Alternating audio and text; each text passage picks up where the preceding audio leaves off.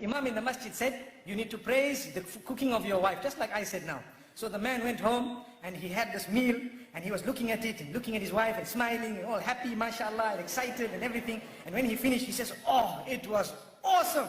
And the wife says, what? I've been cooking for you for 21 years, you never said that. Today when the food came from the neighbor, you want to say it was awesome. Subhanallah. I remember the guy saying, well, you know, my wife is a bit out of shape. Subhanallah. Brother, you look like a pear. You're worried about what your wife looks like. Are you worried about what you look like? It's like the guy telling his wife, you know what? Your belly's a bit big. She says, I know. I'm about to be a mother. What about yours? It's big as well. He says, well, I'm about to be a father.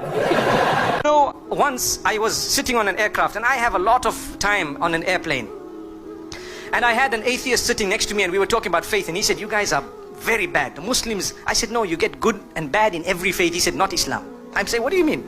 He said, Islam, everyone's bad. You believe in Quran? I said, yeah, Quran, we believe in Quran. He says, this Quran, it's got bad things in it. I said, what? He says, you know, it says that anyone who's not a Muslim is going to hellfire. That is very bad. You guys are filled with hatred. You guys, I said, brother, you don't believe in hellfire. Why are you worried?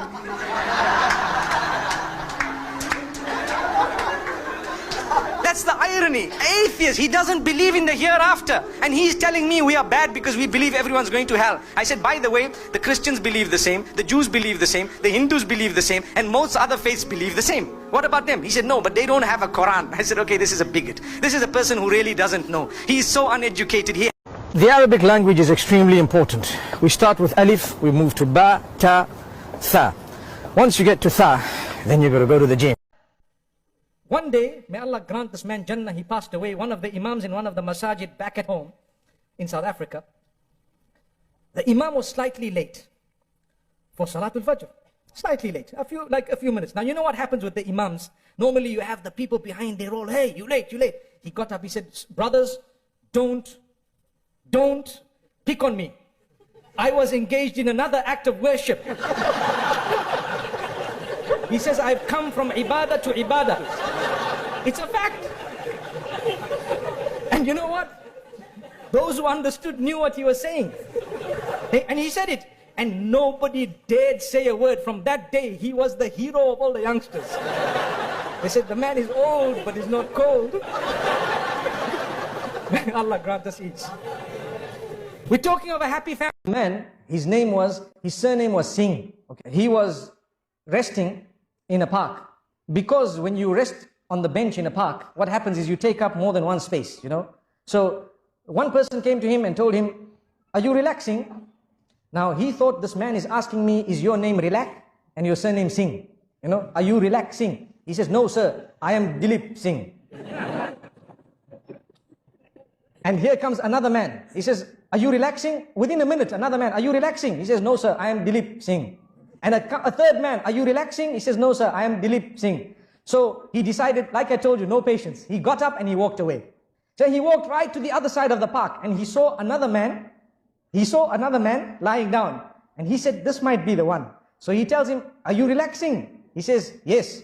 He says, they're looking for you on the other side. Man, his wife tells him, listen, you know what? You have to tell me. You have to swear that you're going to be honest with me. He says, okay, I'm honest. Describe your love for me. So the man says, he thinks for a moment and he says, you know what? You are like my SIM card. I'm like the phone, you know. Without you, I'm nothing. Now, you know that. Wow. So the woman goes back so happy and delighted. Wow, I'm so happy. It's the sweetest, most romantic thing I've ever heard. Imagine, without a SIM card, what is a phone? So then he walks out, and as he's walking out, he said, and she's saying, wow, most romantic word I've ever heard. He says, she doesn't know my phone has a quad SIM. Allah protect us. You have a father, he becomes a father-in-law. You have a son, he becomes a son-in-law. You have a daughter, she becomes a daughter-in-law.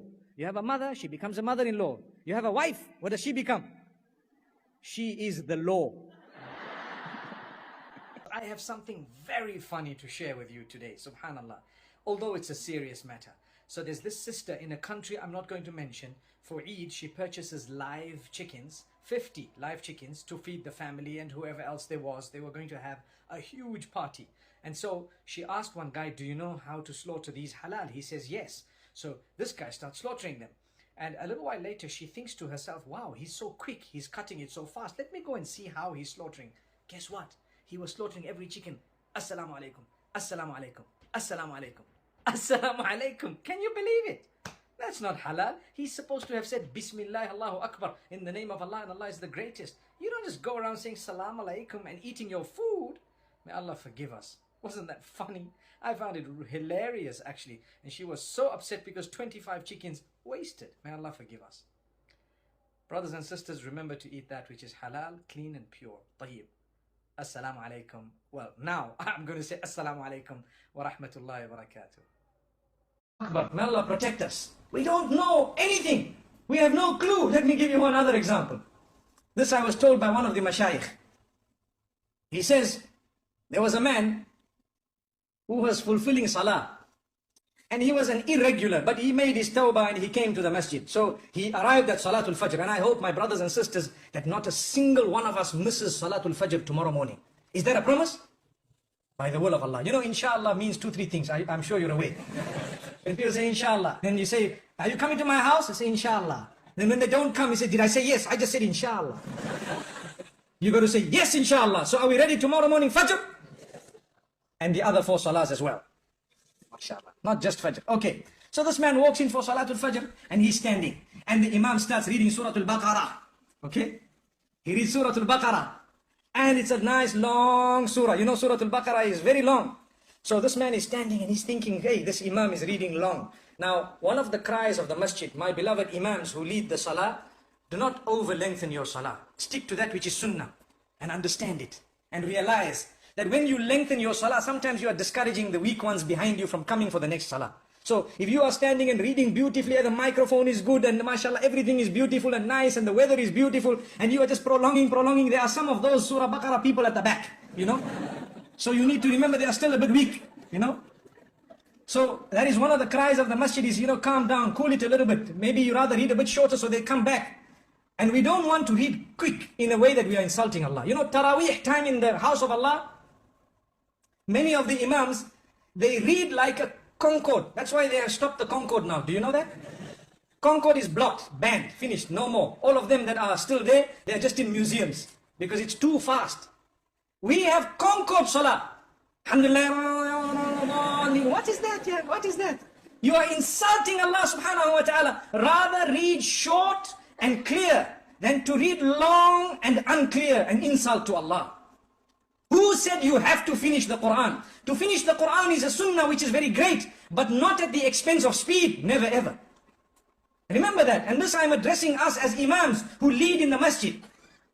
People say, I went and I listened to the whole Quran. That man used to finish Taraweeh in 10 minutes. Ah, what did you hear? You just heard the humming of a bee, that's all. Like a sound of a mosquito